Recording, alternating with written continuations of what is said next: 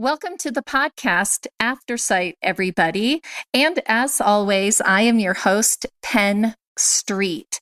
And I want to thank all of you for coming back week after week to listen to our amazing storytellers and meet the incredible people that we highlight here on Aftersight. I want to thank everybody at Audio Information Network of Colorado, because without them and all their hard work behind the scenes, this podcast would not be possible. I wanted to remind everybody that Audio Information Network of Colorado's hike is coming up. We had it last year for the first time, and it was a big success. This year, it is on August 28th, which is Saturday. It will be at the YMCA of the Rockies in Estes Park, Colorado. To learn more about the hike, go to our website, which is aincolorado.org. And if you are blind or visually impaired, the hike is absolutely free. Again, go to aincolorado.org and become part of our team this year. It's going to be a lot of fun. And also, during the hike, No Barriers USA will be having their annual summit. AINC will have a story booth where you can just drop by and tell us your story. And we highly recommend it. It's going to be a lot of fun. Evan and Jonathan from our staff will be there, so we can't wait to see you up there. Today on Aftersight, we have an incredible guest, Rob Johnson from South Carolina. Did I get that right? North Carolina. North Carolina. I always say South Carolina, don't I? Yes. And I was just talking about you earlier today, and I said, oh my goodness, I'm going to do it again. Is it North or South? So Rob and I met at Guide Dog School, actually, at the Guide Dog Foundation for the Blind in Smithtown, New York. Rob was there getting his dog, and I was coming, and we met on class and became good friends. And then we also realized we had a lot more in common than we had differences. And one of the things Rob and I have in common is we are both belong to the Lions Club International, and I'm sure Rob will share a little bit more about that. And so, Rob, I have a couple of goofy things that I always like to start the podcast out with, just so that our audience can get to know a little bit more about you before we dive in. Yes. Are you ready? Yes, ma'am. Okay, the first question is, if you had a theme song, what would it be? AC/DC, Hell on Wheels. Oh, Let's party.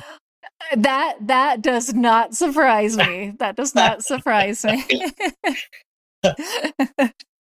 That's great, Rob. The next question is, guide dog or cane? Wow. Guide dog, of course. I hate a cane. Canes are ignorant, and people that use canes are ignorant like me now. Yes, I know. And you're without a guide dog right now, which I know is heart-wrenching for you.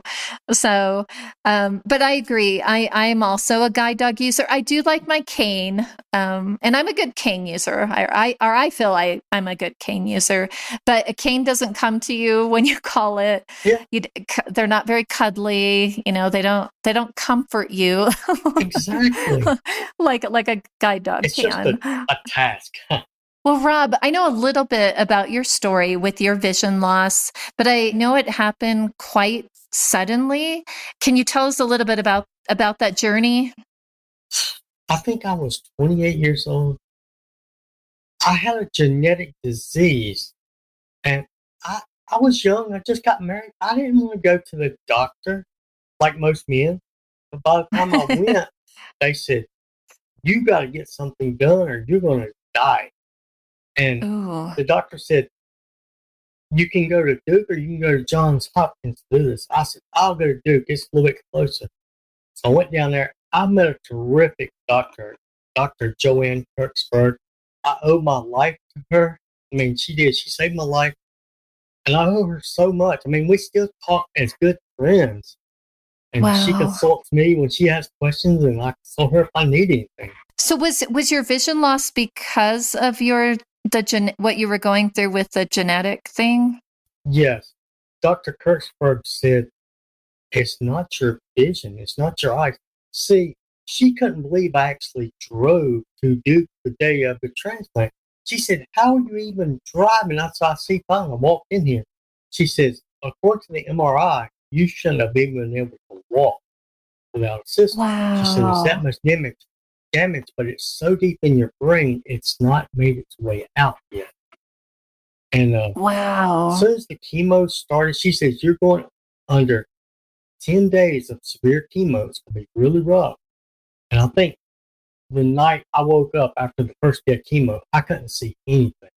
I just seen Oh light. my goodness. Wow. And she kept telling me, your sight is coming back. Do not give up. Never give up. You cannot give up. So I never gave up. Even when I went to get my first guide dog, she says, well, I want you to go get a guide dog. That is your next step. I said, what? I said, what if my vision comes back? She said, you can still keep your guide dog if your vision comes back. So how long were you in the hospital then? She said, you're going to be in the hospital 100 days. I said, I will beat that.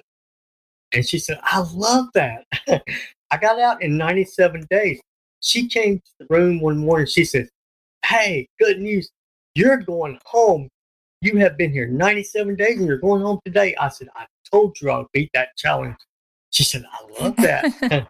She said, that's why you beat it, because you were determined you were getting out of here. Wow. So you drove your car to the hospital. Yeah. And you were there 97 days. Yes. So and you left the hospital with no vision. Yes. But you had that hope, right? Because yes. she really did think your vision was coming back.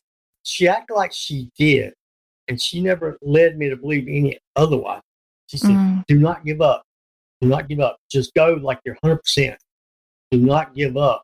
You'll come back and see me and we'll work on it. So then how long did it take you from the time you left the hospital to, and I know you did several steps, like besides getting your guide dog, you got some training, right? Yeah, I had to have simple blindness training. And still, I was like, well, I'll just do this for time being because my vision's coming back. Because Right. Kirksburg would not let me give up. So you went and got training and then ended up going to guide dog school, right? Yeah. I went and got Nellie, my very first guide dog. And I told them, I said, well, my vision's coming back. If my vision comes back, do I have to give my guide dog up? And the doctor said, no, you don't have to. I will make sure you keep that guide dog. That was Nellie. How long did you have Nellie? Gosh, I think I had Nellie 11 years. She was 13 when she died. Wow. They ended up telling me later on that Nellie was so good. They said, Nellie was given to somebody else before it was given to you. And the person said Nellie was so good, it was too good to be a guide dog. They didn't use her enough. Oh. And I said, wow, Nellie. But see, I felt bad later on when Nellie was older. I said, this dog is too slow. I said, I can't cross the street and the car's coming and that dog is so slow. If it's raining, I get pure wet before I get down. And my trainer, Mike, he said, look, he said, you got a terrific dog. He said, your dog is old. Your dog has slowed down. She is actually hurting when she is walking. I felt so bad after that because Nellie was true. Yeah. I felt bad. And then, like you said, you were married, you know, you had your career, your life, you know, when you went into the hospital. So did any of that change as you started, you know, beginning to learn these tools to become a blind person? Yes. My wife left me pretty quick after that. Well, she actually thought I was going to die. And when I didn't die, she left. Oh, but yeah. Unfortunately, though, Rob, you're not the first person that has told me a similar story that, you know, somebody, you know, regardless if it was an accident, you know, some sort of, you know, prolonged illness or something that took away somebody's vision, and the spouse just really couldn't handle it and decided to move on, which I don't understand that, but I've never been in that situation. But I can't imagine. I can't imagine what you were going through, and you're sitting there. You just went through 97 days in the hospital. You've lost your vision. Your whole life is changing, and then also your life partner leaves. That's a lot for one person to take on. Well, that's what Dr. Kirchberg said. She says, "You're not giving up." She said, "I will Yeah. help you. I will support you." She's like, Oh, "I don't care. The world can give up on you. I got your back." I love Dr. oh. Kirchberg. When you went back to get your next guide dog, was at that time, which was when I met you.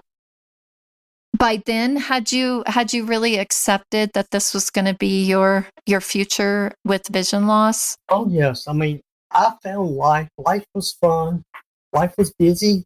I mean, I found that, well, I can go on with my life. Yeah. You just have to do things different ways. I had went to the Governor Moorhead School. I was down there 100 days, and that's just a basic blindness training.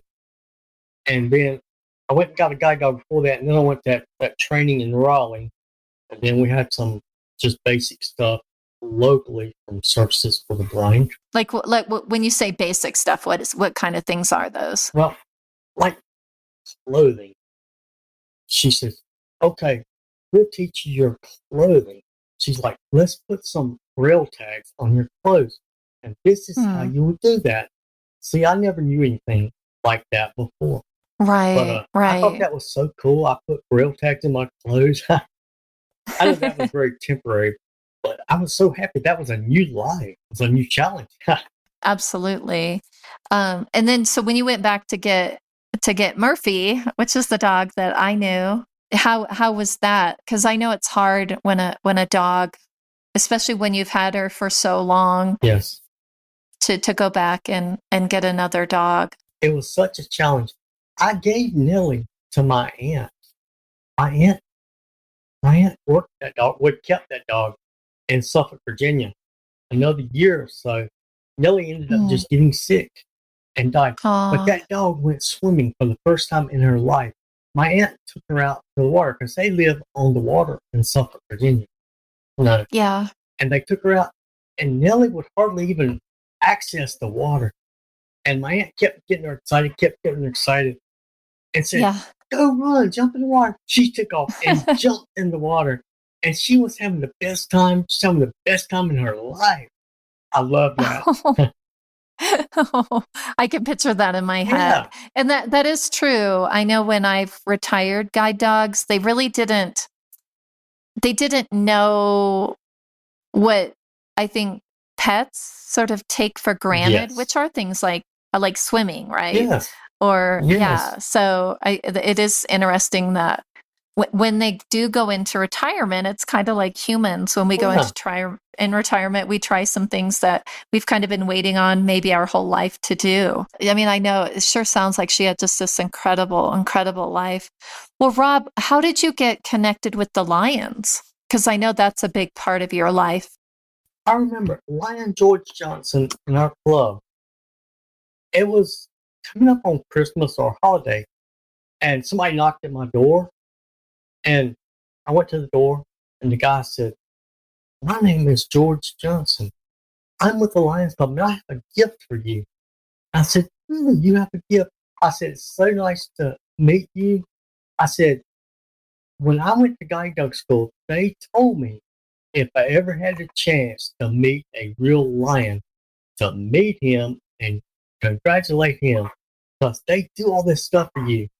And Yeah. he said, "You are great." He said, "Will you come to Lions with me next time?" I said, "Yes, sir. Me and my dog." You went on to leadership roles in your club. Yes, from zone chair to president. So what was some of your jobs like for being a zone chair? They didn't know what job would be best for me. I mean, they were new to me too. And Yeah. he said, "You're best at talking with people." He's like, "I'm putting you on the website. If somebody has any questions, they gonna call you. If anybody needs to know thing, especially about guide dogs. They will call you because your picture is going to be on the website, and people's going to be wondering stuff and calling you when they need information. I said, wow, that's perfect. So yeah, and Yeah. still, I'm the contact person for my Lions Club. If people need any information or even just want to know when the meetings are, they'll call me. Yeah. Well, and I know they also call you about like blind resources and Yes, services. And I know you really, when you had a guide dog, you were an advocate, right? You went around and shared what guide dogs were. yes. I mean, I love being zone chair. Went to other clubs. I know everybody in the club wanted to ask me questions. I'm like, I'm here to present a program. But me and my dog, Nellie, we just sit. She would sit right there on my left, and I would hold the program. I love that. I know everybody wants to ask me dog questions. I'm like, nope. I'm here to talk about this subject, about lions. I know everybody that when I do presentations with my guide dog, I just get it out of the way Yeah. because I know nobody's going to listen to me unless it's kind of like the elephant in the room. Yes, this is Beethoven, and he's my guide dog. Oh, one Um, thing I really enjoyed was I got good friends at my school. I mean, the people that I graduated school with. I mean, Dwayne Hensley, Mr. Hensley was president of the school. And he's like, you're going to have to come to school and you're going to talk to the kids. I love going oh, to the schools and just talking to the kids. The kids have so many questions. I mean, it's so exciting. And I feel like I cannot tell the kids enough. And they don't want to ask me any questions. But after the school, they're like, okay, what's your dog's name and all this? yeah. You kind of break the ice with them. What were some of your favorite questions the kids would ask? What's your dog's name? And I said, my dog's name? My dog's name is Ignore. If you see that dog's name, you ignore her.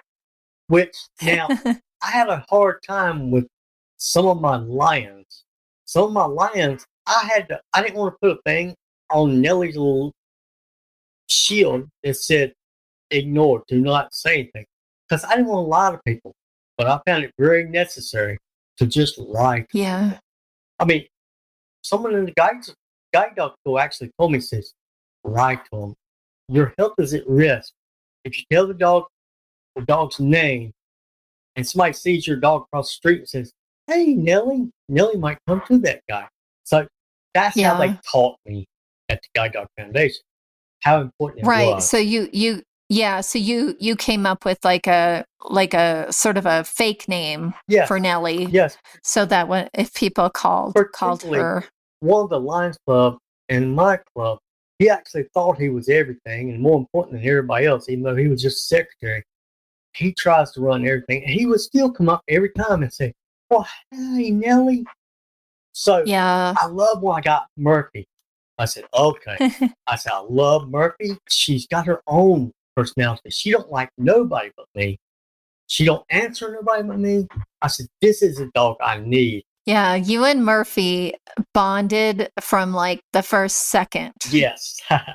Thank you. Yeah, so that's really cool that you got to go into the schools and teach the kids about guide dogs and service dogs, and so that maybe they would go home and tell their parents, Yeah.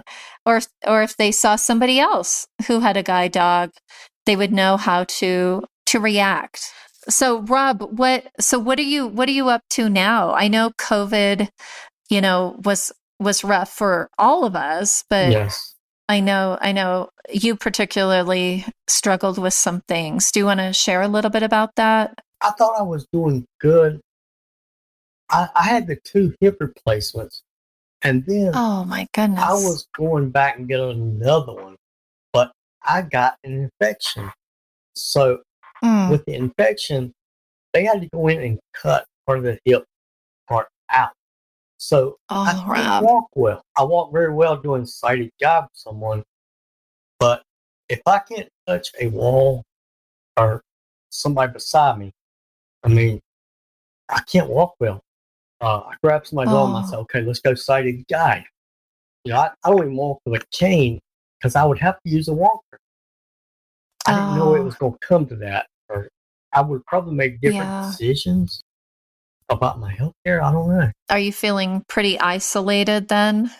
I do. I'm still steady in Lions Club all the time. I go tomorrow, but I was feeling a bit depressed one time, and one of my Lions Club, one of my good Lions, he he had called me for some advice or something, and I was feeling a little bit down.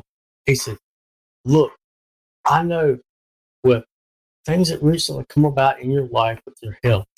He said, "I do not want to ever hear you disappointed." He said, "That is not you. You are more Mm. outgoing. You don't give up." He said, "I never want to hear you give up." So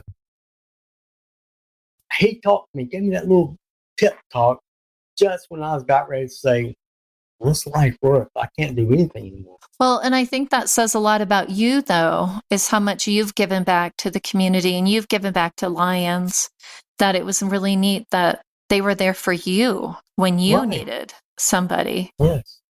I never knew what lions was. I knew there was lions when I was a kid, but I didn't know what they did. Yeah. And then when I was initiated in the lions, I started pushing. We got to promote ourselves. We got to tell people what we are. And one of my one of my district meetings, they're like, when you become a lion, you got to tell people about it. He said the biggest thing Yeah. with lions, we just get things done. We don't really tell people what we do. And that's what Yep. we need to do. Yeah. We are a modest community, Yes. right? Yes. We're out there on the front lines of disasters. That's right. We're on the front lines of coming up with cures for blindness, Yes. but we don't tout our own horn very Exactly. often. I didn't Um, realize lions was like that. But yeah. yeah, yeah, but I think it's because it's made up of people like you and me, and I think we choose to do the right thing, and we choose to help people, Yes. and we don't need that pat on the back, like some of the other clubs kind of, I won't mention any names, but they really do kind of thrive on that recognition, where Yes. in Lions we are quiet. Yes. I learned when the lion George Johnson told me what he wanted me to be. He said, You're gonna be great at this. He said, a lot of people don't know what lions are. And I started bragging. I said, this is what lions are. This is what lions do. Yeah, And I love to go talk to people. But that's why they want me to be on that website for anybody to call if they have any yeah. questions. If I can tell them what lions do, I can tell them, and I'll say, well, why don't you just come to Lion Club tomorrow and meet some of my lions? I'll tell you what we do. So they're like, well, can we get a free meal? I said, yeah, come on down. So it is education for a lot of people. They didn't know what lions did. That was Yeah. interesting. Yeah, I mean, and for our audience out there who don't know a lot about Lions Club, look them up. Just Google Lions Club International. We're the absolute largest organization in the world. Yes. We're located on almost every continent. Yeah, and especially here in the United States, most towns have a Lions clubs. My town has two, and we're not even that big of a town, and we have two Lions clubs. And the, you know, back in what is it, 1925, when Helen Keller approached the Lions Mm-hmm. Clubs International and asked them to be Knights of the Blind, and they took that charge, Yes. and that's why, even to this day, Lions clubs collect eyeglasses Mm-hmm. that they distribute all over the world. Right. We help people get cataract surgeries. We do screening for, it's called KidSight. Yeah. and they screen, I think it's preschoolers, and it's absolutely Yeah. free. They screen the little kids so that they can catch things before they enter school, so that they can get glasses or treatment or those kinds of things. But they also do things like when there is a natural disaster, they're one of the first people there because they live in that town. They're the first people handing out water and food and blankets and those kinds of things. So I don't for believe anybody out there, I don't believe the local people here, local services, they don't really do a lot of stuff with lines like, let's go out and let's search people, find the blind people.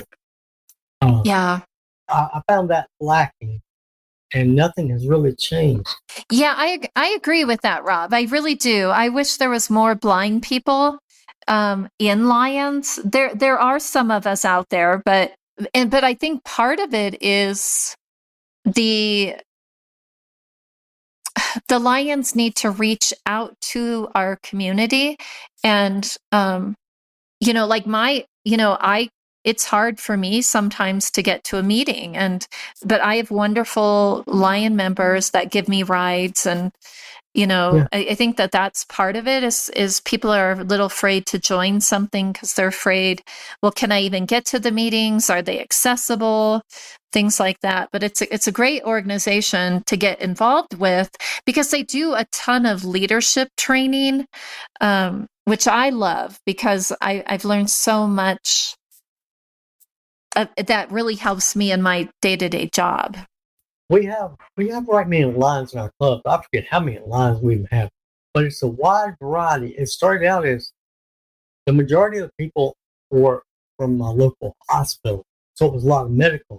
But it's a wide variety of different people in lines. So I like the wide variety, and that Yeah. way, with our club, you got to give a program. It's about once a year, but they take turns. They go around in a circle, and they'll come in. They'll say, "Okay, it's time for your program next lines meeting." Okay, cool. But we have so many Yeah. different people in lines that when they have a different program, it's usually interesting. So it's not Yeah. always the same old program. Exactly. It's a great place to learn, Yeah, meet new people, learn about your community, learn, the different things that's going on in your area, and even statewide and national and international. So it's a really great organization to belong to. I've been on that website ever since I've been online all these years. But I have people call me, "Hey, you're with the Lions Club." "Yes, ma'am. Can I help you?" "Well, I found a whole big bag of glasses that my grandmother had for years. It's in a Oh. drawer over here. I don't know what I can do with it." She's like, "What can Lions Club do?" So then I'll start teaching. I'm like, okay. But if Yeah. there's enough interest, I'll say, "I will take your glasses. I'll have them picked up. But would you like just to come out to Lions and meet some Lions?" Sometimes there's Yeah. some interest, and that moves along. I mean, it Yes. goes along and starts teaching other people what Lions are. We're not all by ourselves. We need to reach out and tell people, everybody, Yes. what Lions do. Yeah, and a lot of people don't know this, but when you donate to the Lions Clubs, 100%, every single penny goes back into the That's community. right. Yep, because we pay dues. They're pretty minimal dues, and so those dues are what we use as our administrative account. So if we need to buy stamps because we're doing a mailer or whatever, that's paid for by the individual dues that the members pay. But if you make a donation to the Lions, 100% of that goes back into the That's communities. right. I've had people start complaining, "Well, I've been lying for so many years. It's kind of expensive." Then I'll start showing them and telling them what they do. Yeah, exactly. And I mean, most people spend more than that on frivolous things Right. throughout the month. So Right. that's where I always go with it, Rob. Some people complain. I used to say, you see my guide dog right there? They pay for my Yeah, guide dog going to the vet and stuff. Oh, that is so good. absolutely. I'm glad I'm a lion. Yeah. Exactly. Well, and I think that's true with anything, right, Rob? When we give to an organization, we want to know where it's That's going. right. Even at Audio Information Network of Colorado, when somebody makes a donation to us, they want to know where Yes. it's going. And especially when you can put a face on it, like with you and your dog, that's obvious, Right. or you can show them, lions pay for these white That's canes. right. They help with, like I know here in Colorado, we have the Rocky Mountain Lions Eye Institute in Denver, Colorado, Mhm. and so a lot of our donations help people, you know, get surgeries and even cornea Right. Right. transplants, which can really change somebody's life Yes. dramatically. And if they don't have access to those services and resources, life can be really hard. And so Yes. it's really neat that Lions step in and make those kinds of things a little bit easier. I've had people contact me, hey, can I get a pair of glasses? And then I say, yes, I Yeah. can help you with the glasses. Are you exam? And then they like to tell me stories. They're like, well, your lions, you helped my grandma years ago, and I've always been a promotion of Lion Club because I know how much they do. I said, yes. I said, can you join us? Please come out and let me show you what we do more. You know, I love Yes. to promote lions. Absolutely. And for the audience out there, we will put a link in the show Yes, notes so you can learn more about Lions Club International. And if you go to that website, you can actually look up a Lions Club in your area so that you can check it out. So, well, Rob, what's next for you, buddy? I don't really know. I wish I did know. Uh, Yeah. I mean, I'm doing well medically, but I mean, I'm embarrassed. I don't feel like I'm old enough to have to use a walker. Oh, So I don't know. It's a problem. Go to a club or something. I'm like, hey, we can go to a club, but will you come by and we'll go sight of God? That's difficult. yeah. It cuts my independence back way back. Um, I don't like. Yeah, exactly. It's kind of like, the way we kind of started our conversation. We were talking about the white cane, and it's, I know it's easy to say, it's harder to do, but if you think about that walker as a tool, you know, you're not going to cuddle with it at night, but it is a tool. It's a tool that can get you back out there and get you back up, you know, back out into the community. It'll be, and that, speaking of guide dogs, that's mine, I heard it. being fussy, that's Beethoven in the background. I know, it's music to your ears, Yes, I isn't it, love Rob? that. Uh, Yes, well, Rob, I really hope that, you know, you can look at this Walker situation kind of like you did, when you came out of the hospital and that doctor said, okay, these are the things you're going to need to do.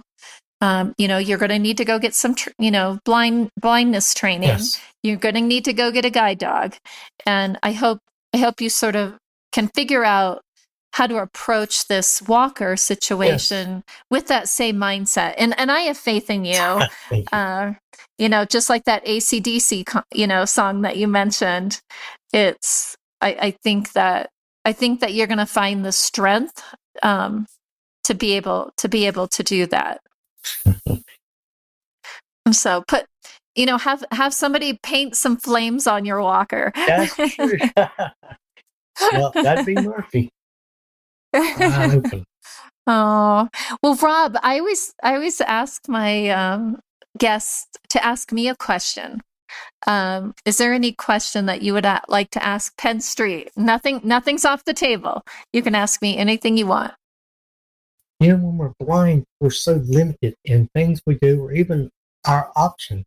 But what would you do with your life if you could go back 10 years? Would you change anything? 10, as old as I am, Rob, 10 years doesn't seem that long ago. There actually is. That's a really great question. And it's actually even a little emotional for me. One of the things that I have really learned with age, and maybe it happens to everybody, is that it's okay to stand up for yourself.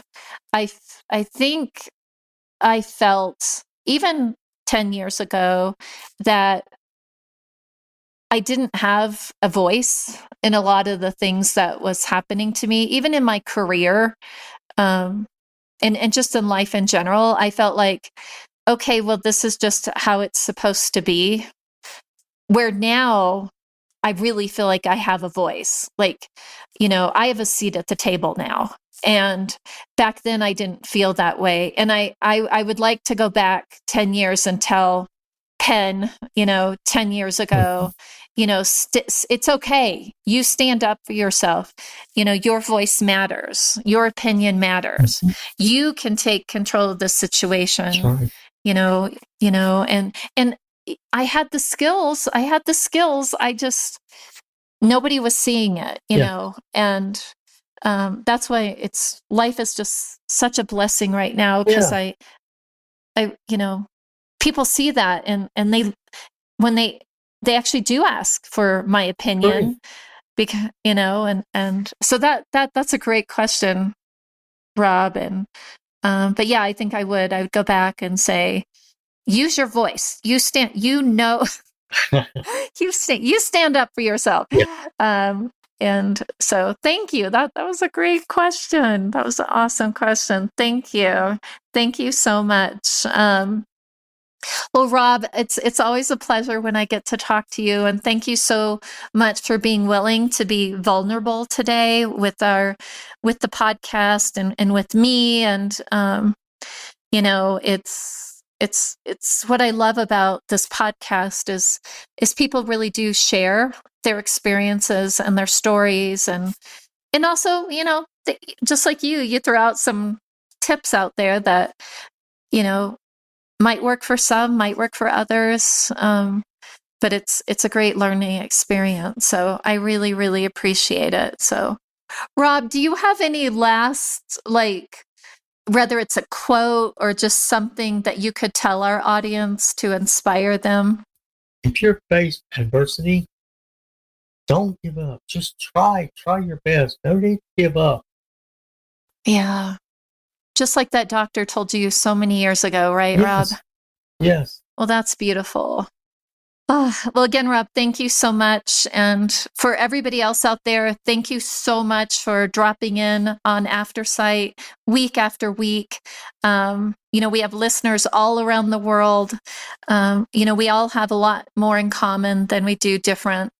God bless everybody. And for a complete episode of Aftersight, you can always go to our website, which is aincolorado.org. And if you have a story that you would like us to investigate, or if you have somebody or even yourself that you would like to share your story on Aftersight, please reach out to us. Reach out to Jonathan, and it's Jonathan at aincolorado.org. And until next week, find a way to be kind to yourself today, and also try to find a way to be kind to somebody else. It's good for your soul.